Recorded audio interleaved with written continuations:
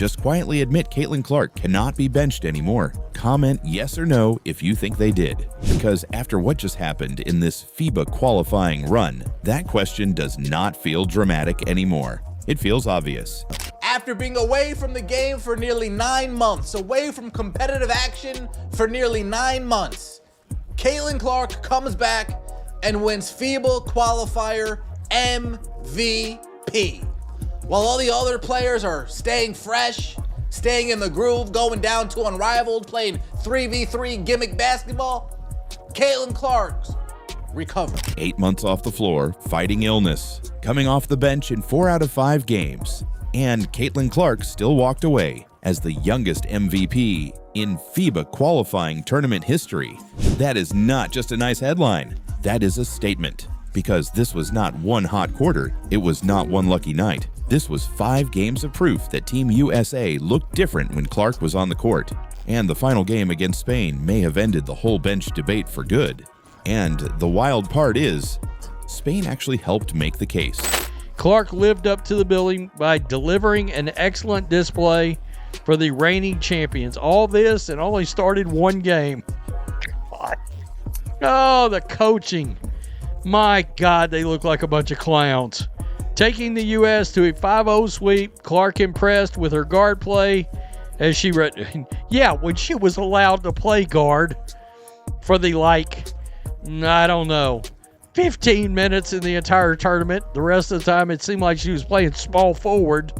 Because early in that game, Team USA did not look comfortable. Spain came in organized, confident, and ready to make this ugly. Their young players were attacking the paint, pushing the pace, and forcing Team USA to work for everything. The score kept swinging in the first quarter, and by the start of the second, the game was tied against a Team USA group that had been rolling through the tournament. And while all of that was happening, Caitlin Clark was sitting on the bench.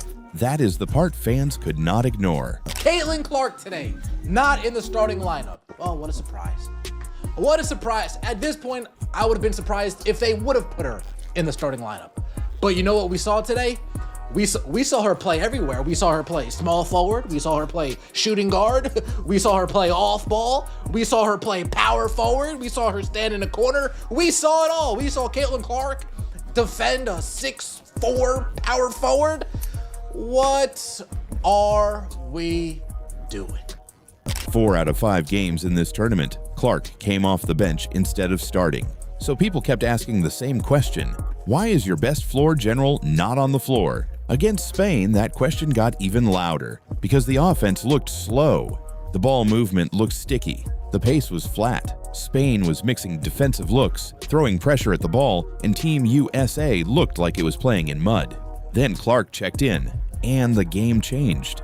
Not in some vague, feel-good way. It changed in ways you could actually see.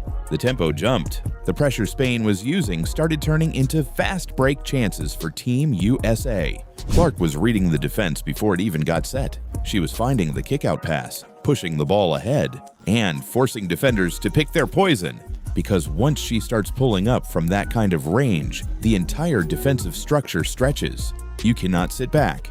You cannot load up in the paint. You cannot casually recover. Everything starts bending around her. That is what makes Clark different. It is not just the shot. It is what the shot does to the floor. It drags defenders into places they do not want to be. And once that happens, every pass gets easier, every driving lane gets wider, and every rotation gets harder. Spain was hanging around when Team USA was bogged down. But once Clark got control of the rhythm, the whole game opened up. And that is why the final score, 84-70, almost hides what really happened. It sounds comfortable. It was not comfortable until Clark helped make it that way. That is the real story here. This was not Team USA cruising to a win and everybody playing their part equally. This was Team USA getting dragged into a real game, then looking like itself again. Once Clark started bending the game in his favor, every meaningful scoring run in that Spain game came with her on the floor. That matters, because when a close game turns the moment one player enters, that is not random, that is value. And once you step back and look at the full tournament, the case gets even stronger. Clark averaged 11.6 points per game across 5 games. She averaged 6.4 assists per game. That gave her 32 total assists for the tournament. She led Team USA in two-point field goal percentage. She led them in free throws made. She led them in free throws attempted. She played more minutes than anyone else on the roster. Think about that for a second. The player they kept benching to start games was also the player they trusted most once the game was actually unfolding. And it gets even better. Clark did not just lead Team USA in plus-minus. She led the entire tournament. Every nation, every player, everybody in Puerto Rico. When she was on the floor, Team USA outscored opponents by a margin nobody else in the field could match. Her efficiency rating also led the entire tournament, not just Team USA.